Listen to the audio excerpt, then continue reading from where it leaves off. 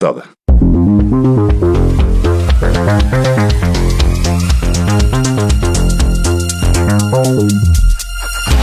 Malas Compañías, por Teletica Radio, con Ignacio Santos y Armando González, generamos conversación.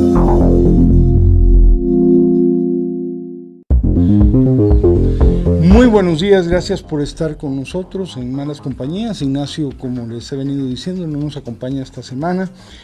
Hoy tengo el enorme gusto de entrevistar a nuestro canciller, don Rodolfo Solano, a quien de entrada agradezco mucho el haber aceptado conversar hoy con nosotros. Los acontecimientos internos de nuestro país han tomado precedencia, la negociación con el Fondo Monetario Internacional, la situación fiscal que es muy difícil, el debate en torno a la crisis económica, pero en el frente de las relaciones exteriores han pasado acontecimientos, han ocurrido cosas significativas y sobre ellas quiero aprovechar para conversar con el señor ministro de Relaciones Exteriores. Buenos días, don Rodolfo, y muchas gracias por estar en Malas Compañías.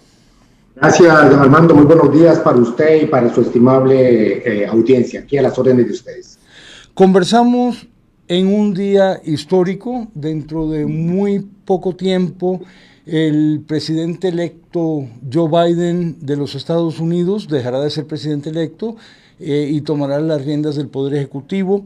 Ya el presidente Donald Trump abandonó la Casa Blanca por última vez como presidente de los Estados Unidos, y el presidente Biden, el presidente electo todavía, pero pronto, en unas horas, el presidente Biden llegará a la Casa Blanca. Ayer se celebraron audiencias de confirmación del nuevo secretario de Estado, en las cuales el tema latinoamericano, sobre todo el de Venezuela, afloró. ¿Qué espera nuestra Cancillería de la nueva administración? Gracias, don Armando. Yo creo que estamos ante un inicio de una etapa que tiene que caracterizarse por tres elementos fundamentales de lo que será la relación bilateral con los Estados Unidos. Si bien es cierto, Costa Rica y Estados Unidos mantienen una relación sólida, un diálogo político permanente, una agenda vibrante en materia de cooperación y además una agenda en lo comercial y en la atracción de inversiones que lo sitúan como ese socio estratégico preferencial regional para Costa Rica.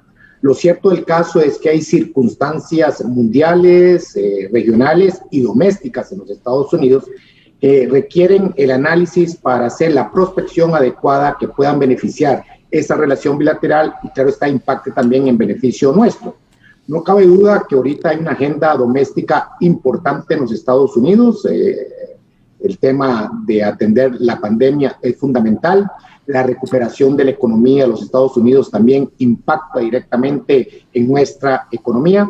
Y en esa línea nosotros estamos apostando decididamente a fortalecer, y cuando digo fortalecer me refiero básicamente a identificar una serie de temas que nos hacen socios vinculados estratégicamente a los Estados Unidos en temas como el multilateralismo, cambio climático, el fortalecimiento de ciertas instituciones multilaterales que han venido a menos y que requieren ser atendidas oportunamente por toda la comunidad internacional, pero también hay elementos de seguridad, de migración y de comercio.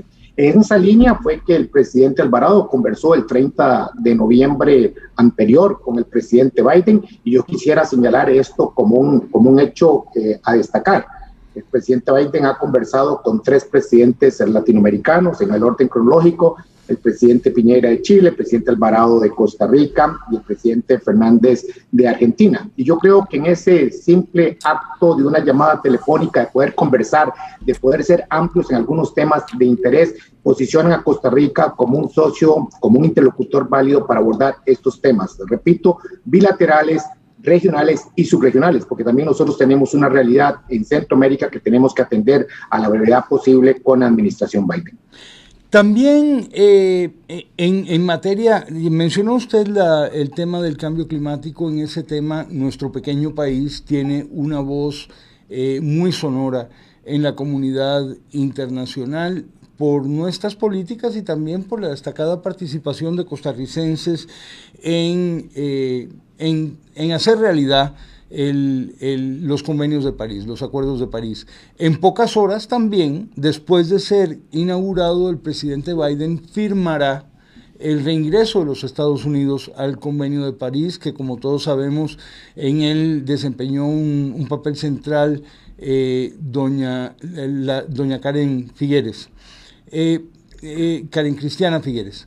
En esa materia, señor canciller, ¿cuáles son las expectativas también de nuestro país? Porque ha habido un largo debate sobre los países en desarrollo y cuáles son sus obligaciones y las obligaciones de los países desarrollados. ¿Qué papel visualiza usted en el marco de esta de este giro en la política estadounidense frente al cambio climático? Ya no vamos a tener en la Casa Blanca negacionistas. Fundamental, don Armando, porque yo creo que es el primer paso de la nueva política de que América regresa. Y cuando el presidente Biden ha anunciado este enunciado de su discurso, si se quiere, ideológico, filosófico, de que América regresa, también pasa por poder posicionarse oportunamente en esa arena multilateral. Y el tema de cambio climático es fundamental. Nosotros estamos, y lo hemos dicho en varias oportunidades, enfrentando 5 grandes olas.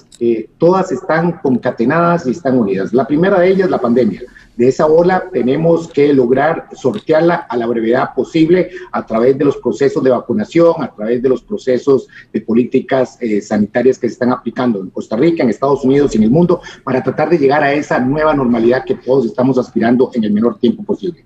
Pero hay una segunda ola que viene inmediatamente después y que nos está afectando, que es la recuperación económica. Y esa recuperación económica pasa necesariamente por la generación de empleo, empleos de calidad. Es la única manera que nosotros podemos atender las inequidades que afectan a la región, en las cuales nosotros estamos también inmersos. Hay una tercera ola que tiene que ver con la degradación de la biodiversidad, que es muy acelerada. Hay una cuarta ola que tiene que ver con la movilidad humana, las migraciones, producto no solamente de la pandemia, agravadas por la pandemia, pero que ya se venían dando. Y esa gran quinta ola que no podemos nosotros perder de vista, que es precisamente el cambio climático. Ninguna de esas olas tiene que arrastrarnos, nos tiene que consumir en un mar turbulento. Tenemos que aprender a sortearlos. Y el cambio climático, atender la agenda climática, es un proceso de transición de nuestras economías que deben de ser una ventana de oportunidad. Nosotros celebramos ese acto inicial del presidente Biden porque es un reencuentro con la comunidad internacional que al mismo tiempo significa un reencuentro con el diálogo. Es que el diálogo, conversar, articular ideas, posiciones, negociar, es fundamental para que todos los países podamos abordar inteligentemente los grandes problemas que nos están afectando. Así que desde el punto de vista de Costa Rica, con el Plan Nacional de Descarbonización,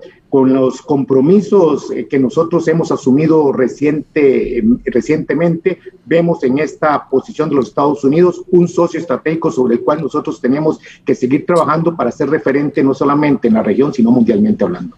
El multilateralismo está en la esencia de esta filosofía de regresar Estados Unidos al escenario internacional después de 4 años de lo que ha sido pues una política exterior con fuertes tintes aislacionistas.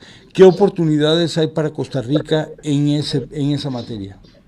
Yo siento que hay, como en todo en diplomacia y política exterior, las acciones cuentan. Hemos visto con mucho interés cómo se están conformando los cuadros de trabajo al interno del Departamento de Estado. Se están convocando personas de mucha experiencia, inclusive en el diseño de las mismas llamadas telefónicas que tuvo el presidente Biden con los 3 presidentes en el caso de América Latina. Uno puede ver cómo hay una conformación estratégica, regional, geopolítica.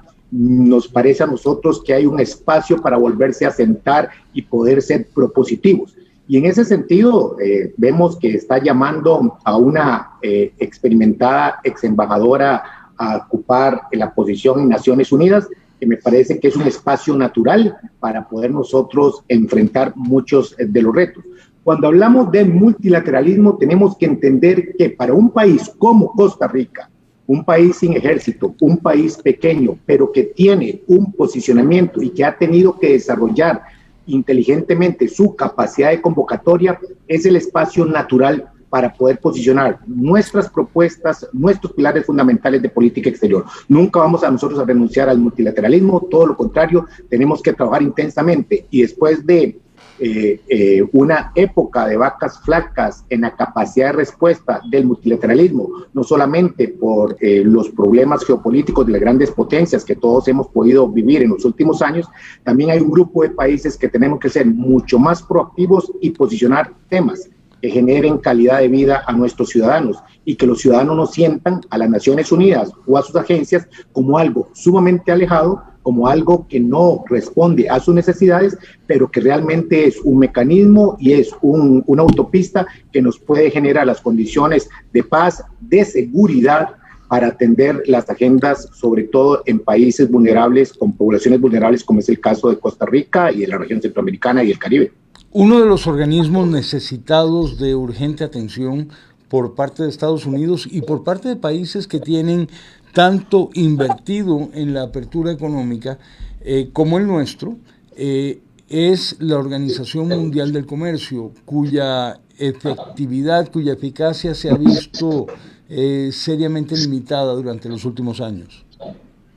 Así es. Y en eso, para Costa Rica, un país que está totalmente abierto al comercio internacional, un país que ha logrado construir una plataforma institucional sumamente eficaz, liderada por COMEX, con CINDI, con Procomer, es fundamental que esas instancias, como la que usted menciona, la Organización Mundial del Comercio, pueda volver a reencauzarse. Tenemos procesos entrabados que a lo largo de los años no han podido ser lo más ágiles posibles, y yo creo que aquí hay una oportunidad, porque ahora la OMC tiene que jugar ese rol fundamental para apalancar la recuperación de absolutamente todas las economías. Y una vez más, en el caso de Costa Rica, un país exportador, un país que está abierto a la economía mundial, contar con reglas claras, con socios confiables, con normas que nos permitan sacar el mayor provecho a nuestro talento humano, que pueda potenciar que las políticas públicas que han generado atracción de inversiones y que han generado distribución mejor de la riqueza en el país se pueda acelerar, y que nosotros podamos dar ese brinco cualitativo en una economía de transición hacia economías verdes y que podamos ser referencia. En materia de comercio internacional es quizá uno de las áreas donde habrá que ver cómo evoluciona la nueva administración estadounidense para darnos cuenta hasta dónde llegan los cambios en relación con la presidencia de el señor Trump. Hay en el Partido Demócrata coincidencia con algunas políticas proteccionistas y de crítica a los tratados comerciales. ¿Esa es una preocupación para Costa Rica? Nosotros tenemos que hacer las lecturas apropiadas. Estados Unidos es nuestro principal socio comercial. Nuestra balanza comercial, según datos de Procomer, puede estar rondando cerca de los 10,000 millones de colones.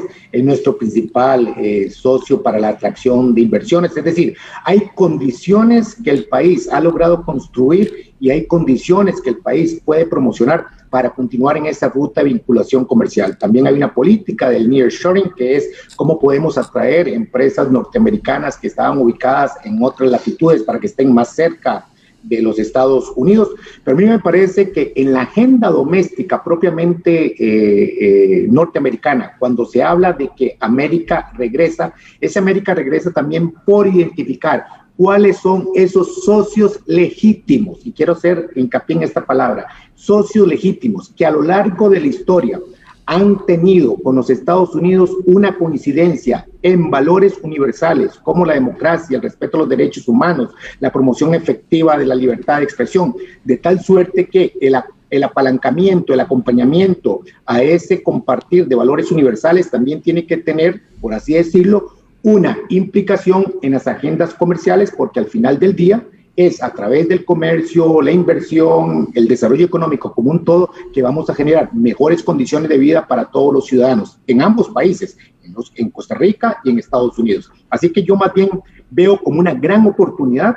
Yo estoy sumamente confiado de todo el trabajo que se está diseñando desde la parte de la institucionalidad de comercio exterior por parte de COMEX, Procomer y CINDE, para aprovechar no solamente el cambio de administración en los Estados Unidos, que puede venir con un aire fresco de vinculación efectiva, sino también porque el proceso de reconstrucción económica necesariamente tiene un componente de apertura comercial. En esas organizaciones internacionales que exigen atención rápida, que exigen quizás reparación, también hay una que ha tomado gran importancia, o dos, que han tomado gran importancia a partir de la pandemia, que son la Organización Mundial para la Salud y la OPS, la Organización Panamericana para la Salud, que también se ha visto debilitada en los últimos tiempos. ¿Es esa una preocupación de Costa Rica? ¿Qué podemos hacer para contribuir a revitalizar estas organizaciones en este momento en que son tan necesarias? Usted recordará, don Armando, que una de las primeras iniciativas multilaterales que Costa Rica promovió en los primeros 4 meses de la pandemia fue precisamente un acuerdo con la OMS para crear un repositorio de tecnologías, de medicamentos, de descubrimientos que puedan ayudar a atender de forma efectiva el COVID. No solamente nos referimos a la vacuna como un producto final, sino también todas las otras tecnologías, crear este repositorio. Y para nosotros es fundamental porque en materia de salud la pandemia nos ha enseñado que no podemos crear otro nuevo orden internacional.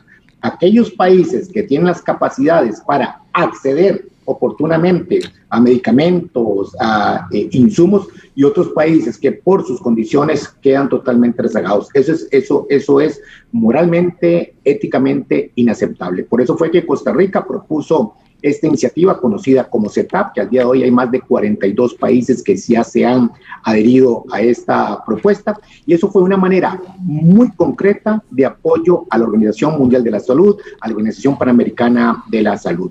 Hoy en día la salud se ha convertido en un bien universal, en un bien que hay que tutelar, y si la pandemia nos ha dejado una enseñanza es que un espacio multilateral como la OMS, que ha sido criticada, que puede mejorarse en muchos procedimientos, eso nadie lo discute, toda organización es objeto de mejora continua, lo importante es que ahí coincidieron voluntades políticas para poder enfrentar la pandemia. Uno de esos casos es el mecanismo COVAX, que es uno de los test sobre los cuales Costa Rica ha apostado para poder surtirse las vacunas en el menor tiempo posible. Así que esto es una demostración clara que hay instancias multilaterales que son efectivas, que son eficientes, que tenemos que hacerlas más eficaces, no cabe duda. Y es precisamente en ese espacio donde Costa Rica, un país pequeño, puede generar espacios de discusión, espacios de diálogo, pero sobre todo soluciones prácticas en el menor tiempo posible. Hay que ser pragmáticos en el multilateralismo.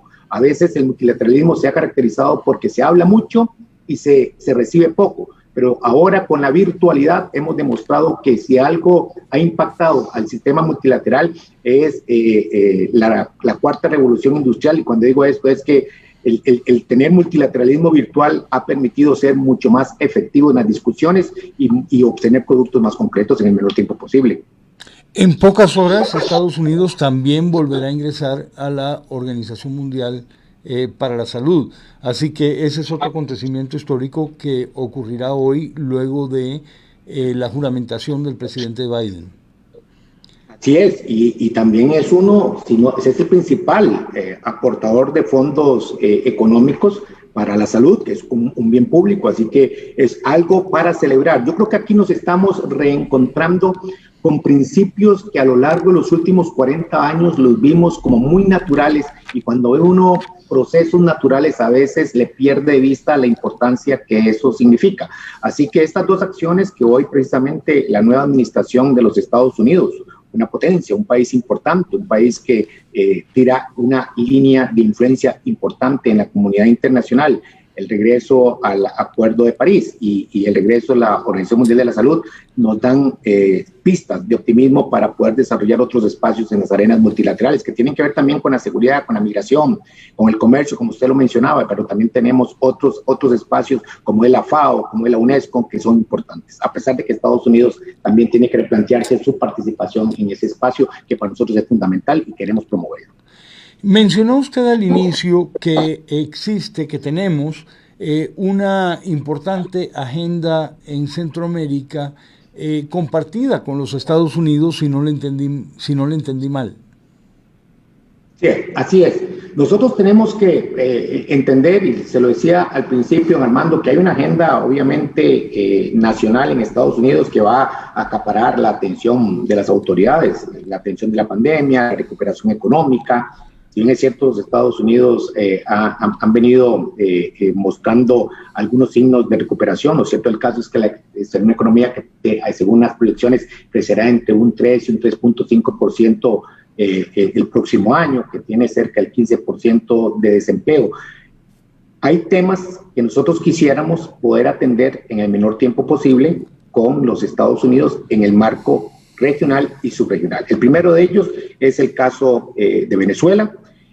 Ayer el secretario nominado de Estado se refirió con claridad conceptual cuál podrían ser esas primeras líneas para países como Costa Rica, miembros del Grupo Lima, que hemos sido categóricos en la tragedia humanitaria que está viviendo el pueblo venezolano. Es importante contar con claridad por cuáles van a ser esas líneas del nuevo gobierno de los Estados Unidos, porque el problema de Venezuela no se puede abordar bilateralmente, necesariamente se tiene que abordar regionalmente con la participación de muchos actores internacionales, no solamente regionales, de tal suerte que podamos en el menor tiempo posible, ahora sí, garantizar el regreso de la institucionalidad democrática a Venezuela. Pero también regionalmente tenemos retos y desafíos importantes. En este año del bicentenario para 5 de los países que conforman el sistema de integración centroamericana, es un oportuno momento para tener no reflexiones, sino discusiones francas sobre cuál va a ser ese camino por los próximos 50, 60 años de la región. Y le pongo básicamente tres consideraciones. Este año en la región centroamericana tendremos en febrero elecciones parlamentarias en El Salvador, tendremos elecciones presidenciales en Nicaragua, tenemos elecciones en Honduras, tenemos una situación agravada económica y social por la pandemia que se agravó aún más por los huracanes. Recientemente hemos visto el desplazamiento de estas caravanas de ciudadanos hondureños y algunos salvadoreños hacia el norte. Y esa agenda de seguridad, de migración, tiene que ser atendida regionalmente. Y yo creo que es un muy buen momento para que podamos establecer los canales de diálogo con las autoridades de la nueva administración. El presidente Biden ha anunciado un paquete de cooperación económica para los países centroamericanos, focalizado sobre todo al conocido Triángulo Norte, Guatemala, Honduras y El Salvador, por cerca de $4.500 millones. Pero tenemos que entender que esa cooperación debe tener un impacto regional y que estos problemas no los podemos nosotros verlos de forma aislada, tenemos que abordarlos regionalmente. Y en el caso de Costa Rica, que está ejerciendo la presidencia pro tempore del Sistema de Integración Centroamericana por estos primeros 6 meses, pero que también ejerce la presidencia pro tempore de la CEPAL por los próximos 2 años, creemos que hay una oportunidad para coincidir en la promoción efectiva de un diálogo franco, abierto, al más alto nivel político, que nos permita con claridad reafirmar 2 pilares fundamentales que siempre los hemos señalado: la institucionalidad democrática de la región y el respeto absoluto y la promoción efectiva de los derechos humanos. Sobre esos 2 pilares son los que nosotros tenemos que desarrollar el diálogo subregional en Centroamérica con los Estados Unidos y con otros socios extrarregionales para garantizarnos que la región pueda realmente moverse socialmente hacia estándares de mejor calidad de vida para todos nuestros ciudadanos. Costa Rica no puede verse afectada por situaciones regionales como las que estamos viendo, y desde ese punto tenemos que liderar y tenemos que ejercer todas nuestras capacidades de convocatoria para abordar la solución a los problemas regionales de manera inteligente. En esos dos grandes ejes tradicionales ya de nuestra política exterior, el respeto a los derechos humanos y la institucionalidad democrática, tenemos también una fuente de diferencias con países vecinos. Esas diferencias se han manifestado con mayor o menor intensidad en diferentes oportunidades, y en concreto han sido pues particularmente difíciles con el caso de Nicaragua. ¿Hasta dónde ceder? ¿Hasta dónde nuestro país seguirá reafirmando esos ejes de su política exterior? Yo creo que en el ámbito regional y en el ámbito centroamericano, repito, esos ejes son fundamentales, no se negocian, son principios, están en nuestro ADN, y es precisamente en esa capacidad de diálogo. Primero hay que mantener los canales de diálogo francos y directos. Los problemas se enfrentan hablándolos de forma directa. Cuando iniciamos gestión hace un año, y yo tuve la oportunidad de estar con ustedes en este mismo programa, les comentaba que había iniciado una gira por la región antes de la pandemia con ese mensaje claro, es decir, los países en la región centroamericana no estamos aislados, tenemos problemas comunes, tenemos que enfrentarlos, y para lograr eso tenemos que habilitar los canales de diálogo. Se hizo en las crisis más profundas de la región centroamericana, cuando teníamos conflictos armados, cuando se hicieron los procesos de negociación de paz. Logramos eso porque se tenían canales de diálogo abierto. La pandemia vino a generar condiciones de diálogo para poder atender de manera más oportuna esos retos. Si algo ha carecido la región, don Armando, en los últimos meses, es la capacidad de un diálogo político al más alto nivel. Antes de la pandemia, las reuniones de los jefes de Estado del Sistema de Integración Centroamericana, que es la expresión máxima del diálogo político, no se estaban dando. Usted puede revisar las convocatorias, si no asistían 2, 3 jefes de Estado o iban a diferentes niveles. Yo creo que ahí hay un espacio importante.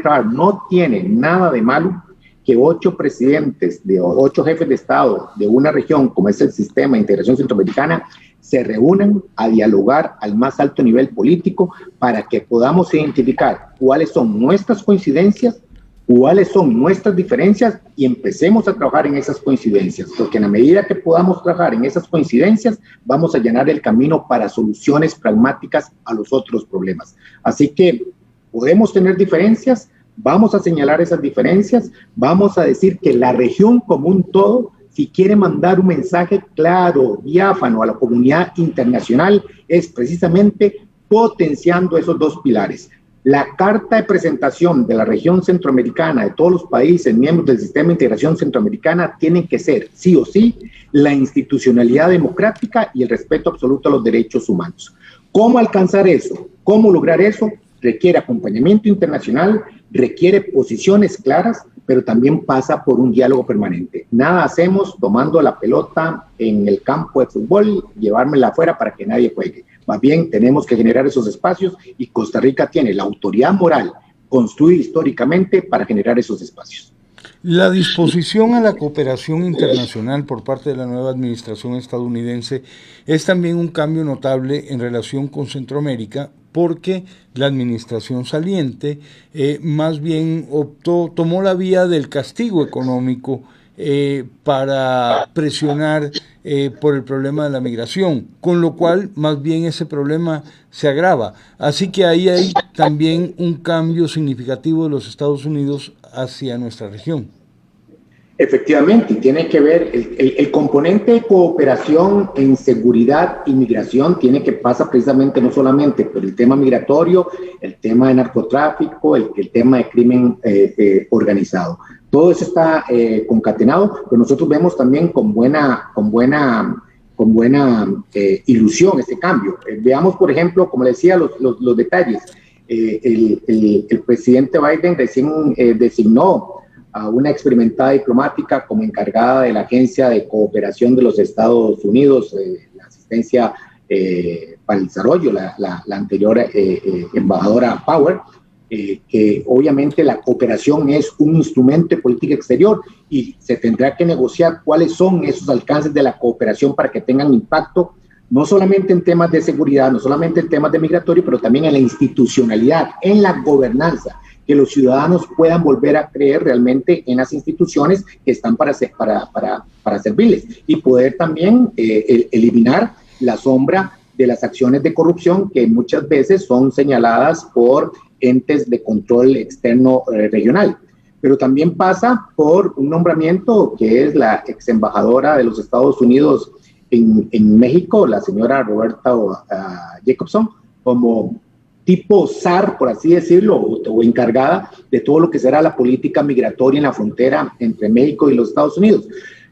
El fenómeno migratorio es un fenómeno que tiene que ser abordado con óptica de derechos humanos, tiene que ser abordado con óptica también de seguridad, pero también es una oportunidad para que los pueblos podamos generar mejores condiciones de vida y hay que buscar las soluciones estructurales a esos problemas. Volveremos a la conversación con el canciller Rodolfo Solano después de una pausa. Copeande te presenta el tipo de cambio del día de hoy. El tipo de cambio estimado hoy por el Banco Central es de 606 colones con 13 céntimos la compra del dólar y 612 colones con 89 céntimos la venta. Copeande te presentó el tipo de cambio del día de hoy. El Sistema de Banca para el Desarrollo aprobó varias medidas para apoyar a la micro y pequeña empresa con el impacto económico por el COVID-19. Tales como moratorias y periodos de gracia para créditos con recursos de banca para el desarrollo. Si usted es un micro o pequeño empresario, visite nuestro sitio www.sbdazulado.com o comuníquese al 2205-8181 y conozca más de estos beneficios y cómo solicitarlos. Banca para el Desarrollo, juntos para salir adelante. Tengo que ir a Riteve. Tengo que ir a Riteve. ¡Tengo que ir a Riteve! Catenca gocaque, cair ca, carrica te cabe. Sin importar cómo tenga que recordarlo, haga su revisión técnica. Recuerde que es requisito para el marchamo. Además, ¿para qué exponerse a multas en carretera y aún peor poner en riesgo su vida y la de sus seres queridos? Hoy es un buen día para hacer la revisión. Saque su cita en rtv.co.cr. Llegó Maggi Te Resuelve. Gana hasta 400,000 colones mensuales por un año. Bonos y recargas. Compra 3 productos y activa tus códigos en maggiteresuelve.com para recibir un boleto para participar de los sorteos electrónicos. Mientras más códigos registres, más oportunidades tienes. Ve reglamento en www.maggiteresuelve.com. Promoción válida del 11 de enero al 12 de marzo de 2021. Participan todos los productos Maggi excepto formato cubito de pollo 4 gramos y línea Nestlé Profesional. No podrán participar menores de edad. Los empleados de compañía Nestlé Costa Rica S.A., Nestlé Centroamérica o proveedores involucrados en la promoción. Marcas registradas bajo licencia de SPN.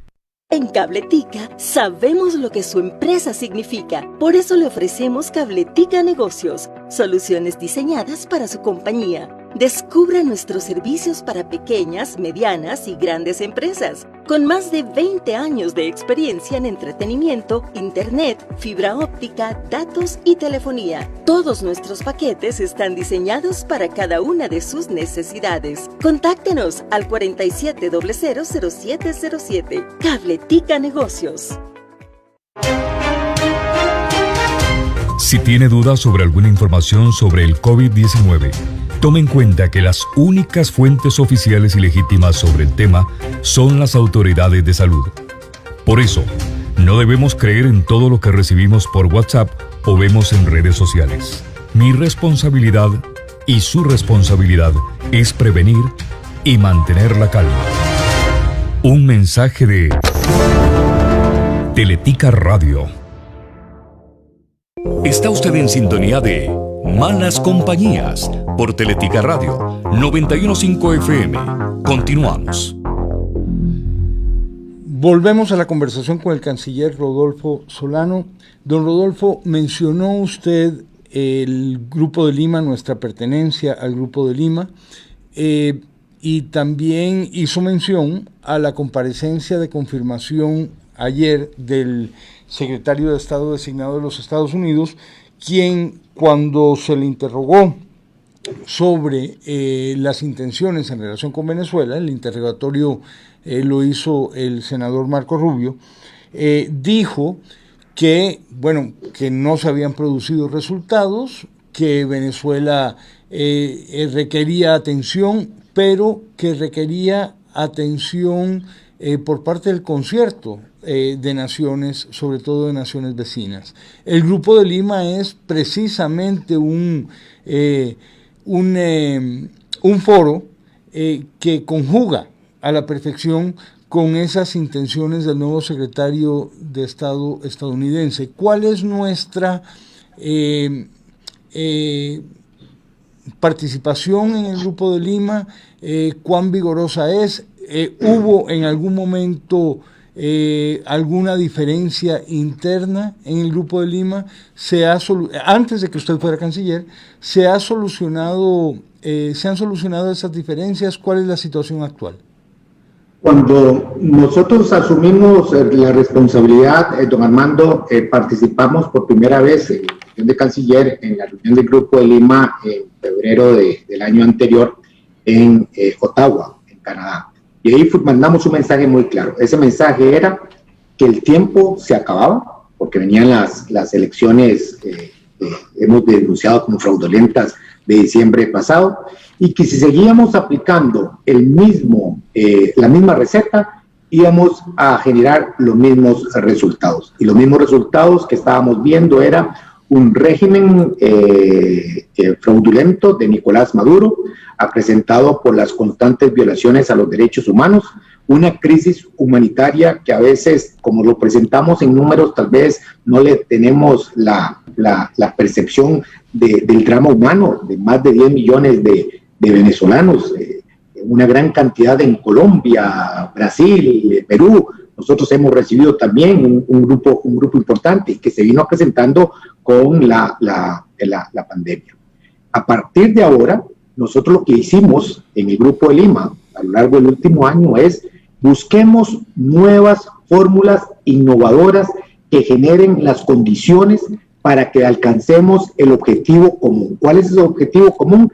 Que en el menor tiempo posible hayan elecciones libres, transparentes, con verificación internacional, pero que se garantice la participación de todos los actores internos en Venezuela, básicamente la oposición. Y la solución en Venezuela pasa, primero, porque es una solución desde los venezolanos y para los venezolanos. Y es muy importante, y aplica en Venezuela como aplica en cualquier otro ejemplo. Es fundamental que se den las condiciones institucionales para que la oposición se pueda organizar. Una oposición organizada, una oposición articulada es fundamental para que nosotros podamos lograr este objetivo. Nosotros denunciamos en las elecciones fraudulentas y hemos reconocido a partir del 5 de enero anterior que como acto válido de la última asamblea que tenía como presidente encargado al señor Guaidó, nosotros validamos la creación de la comisión delegada.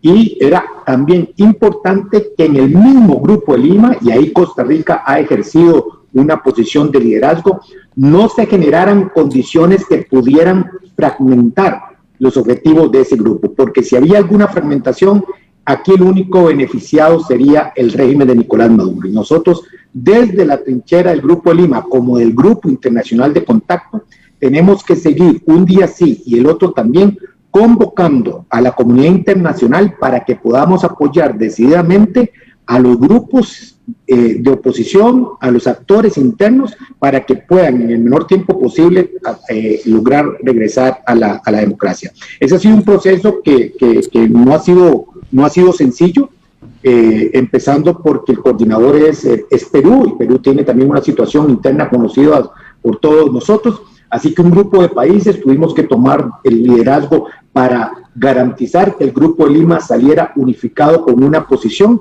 que al mismo tiempo, y hay que ser también muy transparentes en esto, fue el 5 de enero, es importante que la nueva administración Biden tome posición. Ya hubo, digamos, una línea general expresada por el secretario nominado Blinken el día de ayer, pero en las próximas semanas vamos a tener la oportunidad de conocer con precisión cuáles son esas líneas estratégicas de cómo va a abordar la administración Biden el tema venezolano, y ahí jugaremos como país respetuoso de la democracia y de los derechos humanos, en el marco del Grupo de Lima, en el marco del Grupo Internacional de Contacto, e inclusive, y no lo descarto, llamar también a conversar con otros países que tienen un rol importante de influencia en el régimen de Nicolás Maduro, una solución tan dramática, porque es dramática para el pueblo venezolano. La posición de la Unión Europea ha sido también bastante clara, igualmente desconoce las elecciones. Por cierto, Costa Rica tardó poco en desconocerlas, nuestra reacción fue bastante rápida y en denunciarlas por fraudulentas. ¿Cómo se conjuga el papel de Europa y el de Estados Unidos con el del Grupo de Lima? Muy importante su pregunta, don Armando, muy importante, porque inclusive ayer, y usted me hace aquí un comentario, ayer la Unión Europea tiró, por así decirlo, las grandes 5 líneas de que ellos aspiran de cómo tiene que ser la relación con los Estados Unidos, y me parece que hay concordancia en los aspectos medulares de la institucionalidad democrática. Para nosotros la Unión Europea es un socio estratégico, tiene mucho que decir y tiene mucho que hacer, y celebramos que pase de una posición de espectador. Si nosotros revisamos tal vez el histórico de los últimos años, la Unión Europea era un poquito más lenta en reaccionar. Nosotros desde hace aproximadamente 6 meses venimos en un diálogo muy franco con la Unión Europea, generando condiciones de diálogo político y de cooperación que trasciendan más allá de nuestra relación entre la Unión Europea y Costa Rica, sino con un enfoque regional. Yo siento que aquí la Unión Europea tiene que apalancar todas las acciones que nosotros podamos hacer, porque al final del día se convierte en un puente de diálogo entre actores regionales y actores extrarregionales. Muchas veces para llegar al Atlántico podemos pasar por el Pacífico, don Armando.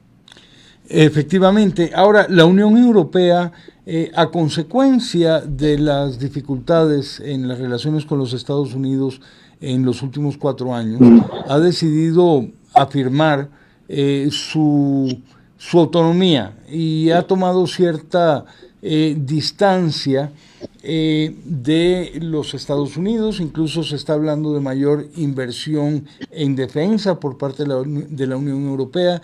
Recientemente la Unión Europea firmó un tratado importantísimo de comercio con China, con lo cual pues también fortalece relaciones con un país con el cual Estados Unidos tiene rivalidad. ¿Hay en eso oportunidades o amenazas para Costa Rica? Yo le contestaría con las mismas palabras más o menos que ayer el presidente del Consejo del Parlamento Europeo, don Charles Michel, se refirió al señalar que entre la Unión Europea y los Estados Unidos existen diferencias que no van a desaparecer mágicamente, pero que eso no implica que tengamos o que tengan ellos un diálogo franco y constructivo. Es más, señaló cuáles van a ser esas 4 o 5 grandes líneas. Lo primero, y me parece que es fundamental, cuando uno tiene este tipo de situaciones, don Armando, uno empieza a conversar por las afinidades y deja de último lo que lo distancia. Y en su primer señalamiento, el Parlamento Europeo dijo claramente que impulsar la cooperación multilateral será ese vaso comunicante con los Estados Unidos.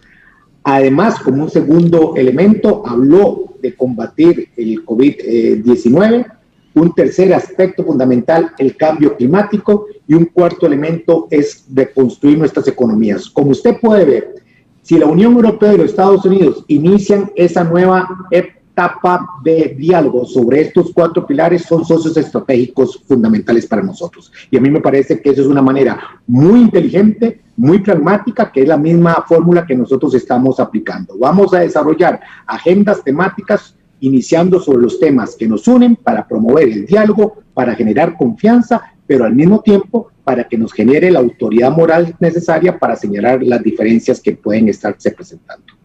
Entre Estados Unidos y China hay evidentemente una rivalidad, eso no va a cambiar con la nueva administración, habrá cambios de matiz, posiblemente de tono.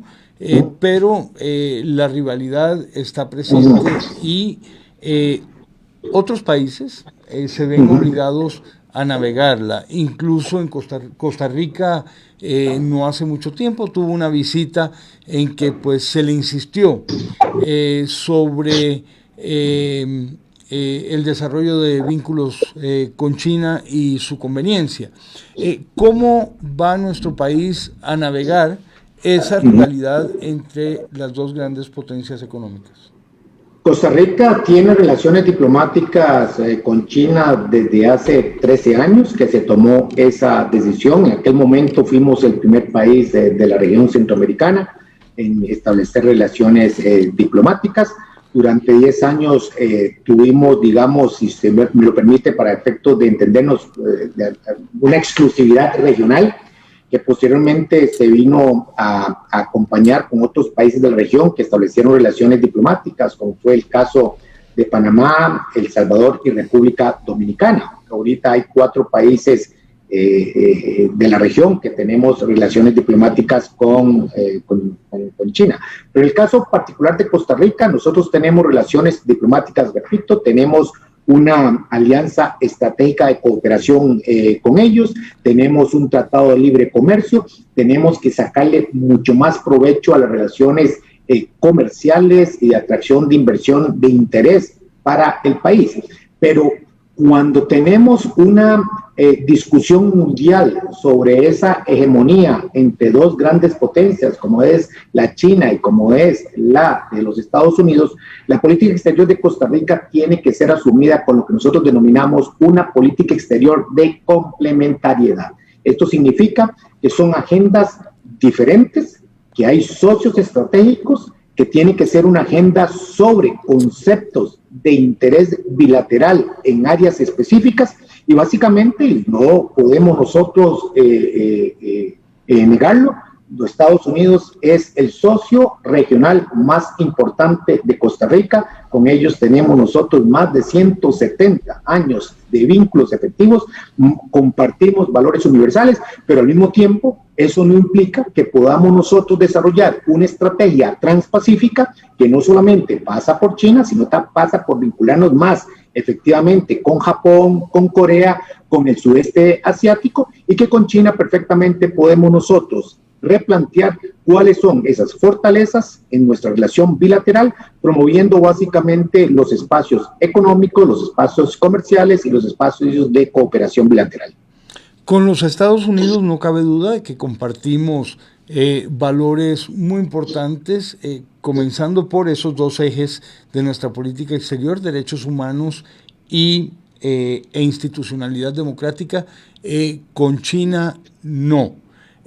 ¿Cuánto participa Costa Rica de la crítica que la comunidad internacional le dirige a China por sus falencias en esas materias?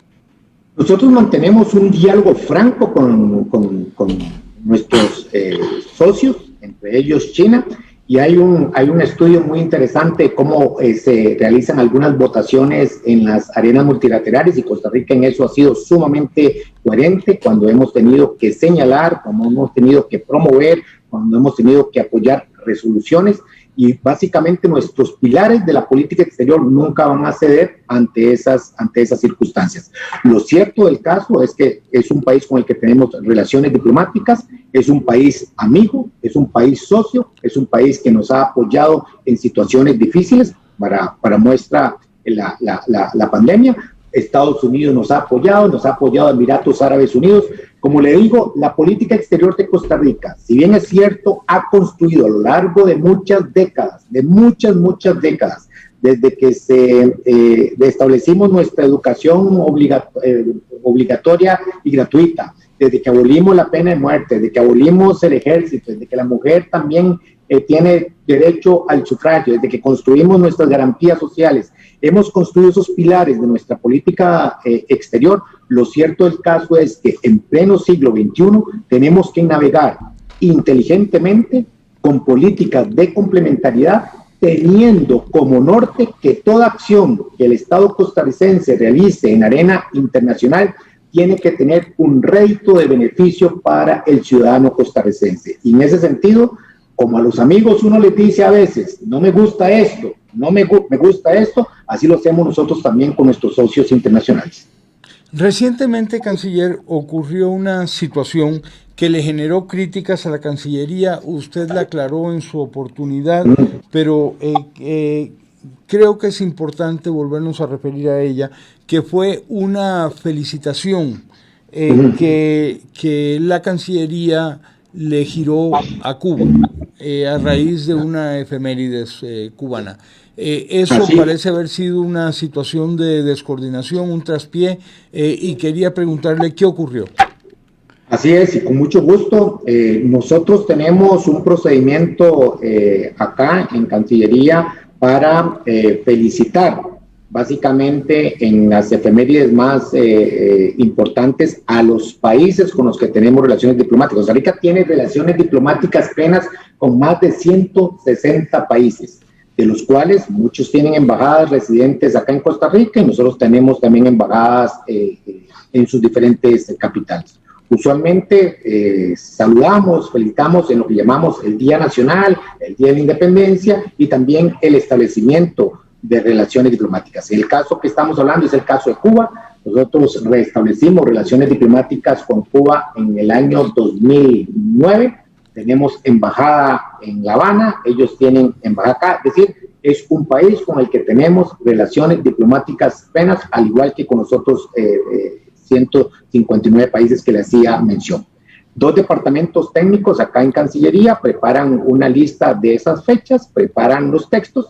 Coincidió que era diciembre y el personal salía a vacaciones el 23 de diciembre y prepararon una seguidilla de tweets. Yo debo confesar, yo no soy diestro en la materia, me explicaron que eso se programa y programaron casi 90 tweets a lo largo de todos estos días de fin y principio de años y hubo ahí una equivocación de tener una fecha que era el triunfo de la revolución, que es el 1 de enero, como si fuera el día que había que felicitarlo. Yo como jerarca de la institución tengo que asumir la responsabilidad de esa situación, lo hemos aclarado. Aquí no hubo ninguna intención de crear teorías de confabulación ni por el estilo.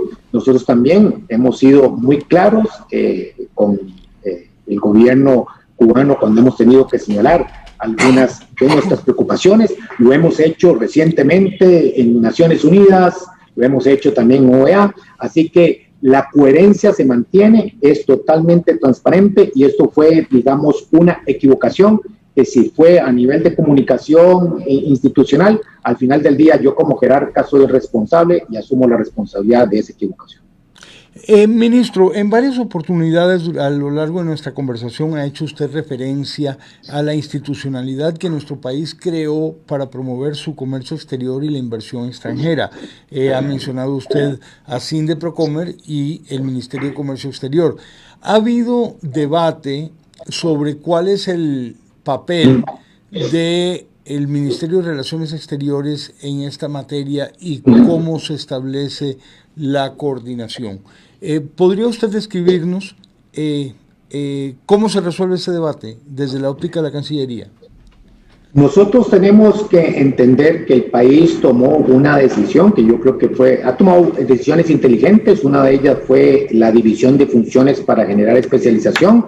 En su momento se creó el Ministerio de Comercio Exterior, que lidera 2 agencias que son sumamente exitosas, que han demostrado su capacidad instalada y su expertise, como es Procomer y como es Sinde. Y el Ministerio de Relaciones Exteriores lo que tiene que venir a jugar acá es poner a disposición de la institucionalidad del comercio exterior, como si lo ponemos a la orden de la institucionalidad de la cooperación internacional, en el caso de Mideplan, del financiamiento internacional, en el caso del Ministerio de Hacienda, o bien en temas ambientales, al Ministerio de Ambiente y Energía, o en temas de turismo, al ICT. Nuestra capacidad a lo largo y ancho del globo terráqueo de casi 58 oficinas para poder unir esfuerzos. En estos momentos el país lo que requiere es capitalizar los limitados recursos que tenemos toda la institucionalidad para sacarle el mayor provecho. Cuando nosotros hemos hablado que el comercio exterior es un instrumento de política exterior, efectivamente es un instrumento de política exterior, pero que es una materia sumamente especializada, sumamente técnica, el país ha construido, y lo que hemos hablado nosotros es que a futuro, cuando se hable de reforma de Estado, cuando se hable de institucionalidad, el país deberá nuevamente de analizar cómo mejorar esos procesos que perfectamente pueden continuar como están o pueden buscarse otras fórmulas. Pero en estos momentos el único interés legítimo de la Cancillería es convertirse en un facilitador, en un articulador y acompañar a la institucionalidad, en este caso de comercio exterior, para que pueda seguir desarrollando sus actividades de tal suerte que podamos generar en el menor tiempo posible mejores condiciones socioeconómicas, mejores empleos y podamos tener mayor riqueza para distribuirlo entre todos los costarricenses. Eso es uno de los objetivos de cómo la Cancillería puede perfectamente aportar de manera concreta y que el ciudadano común y corriente pueda entender con claridad que cuando un país decide invertir en política exterior es una inversión que tiene un rédito en beneficio de la ciudadanía. Y para nuestro país, pues efectivamente es vital porque Costa Rica se inscribió desde hace bastante tiempo y con bastante éxito en la apertura al mundo y no podemos abandonar en este momento ese camino. Y yo creo que en estos momentos estamos en una oportunidad grande. Costa Rica tiene toda la capacidad, don Armando, tiene todo su talento humano, tiene toda su capacidad. Podemos mejorar mucho la competitividad, podemos mejorar aún más, pero es cierto el caso que tenemos en estos momentos delante de nosotros, cuando estamos celebrando el bicentenario de nuestra independencia. Agradecer lo que hemos logrado construir en estos últimos 200 años, pero deberíamos estar mucho más ilusionados de lo que podemos construir en los primeros 5 años de los próximos 200 años. Efectivamente así es, don Rodolfo, muchísimas gracias por haber estado en Malas Compañías, esperamos volver a tener la oportunidad de conversar con usted. Siempre a sus órdenes para servirle. Vuelvo después de una pausa.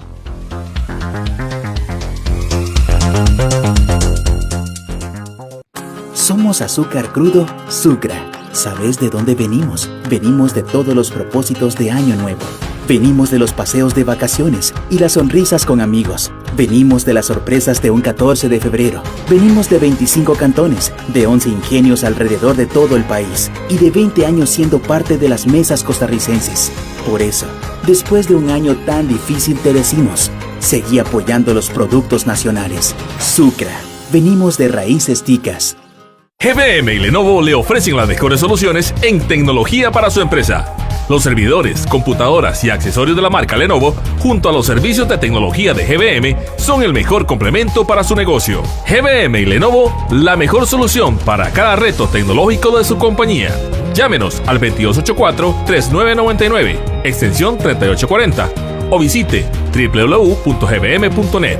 GBM, principal proveedor de Lenovo en Costa Rica y líder en servicios de tecnología. Este 2021 llegaron los precios rojos a Walmart. Llena tu carrito de tus productos favoritos con rebajas increíbles. ¡Aprovechalos! Solo en Walmart.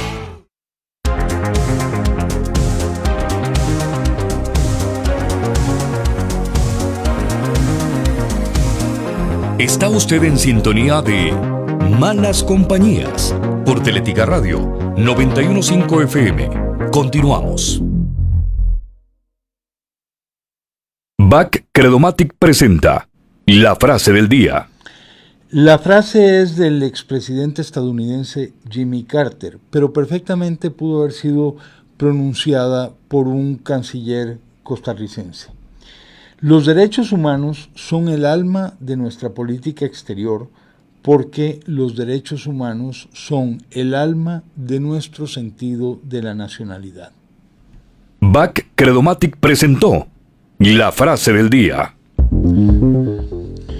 Y bueno, la coherencia de Costa Rica en el respeto a esos ejes fundamentales de nuestra política exterior, la institucionalidad democrática y los derechos humanos es ya de larga data. Ojalá que, y estoy seguro que así será, la mantendremos por muchos años más. Muchas gracias a todos por haber estado en Malas Compañías.